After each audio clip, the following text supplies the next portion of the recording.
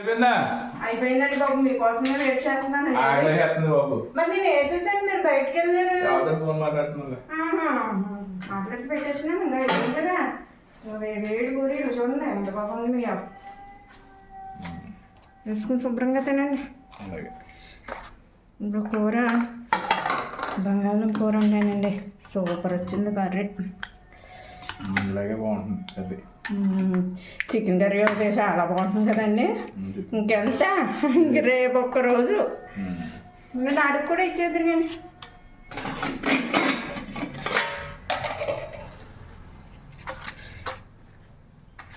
ముందేస్తాను మరి, వేడిగానే ఉన్నాయిలేండి.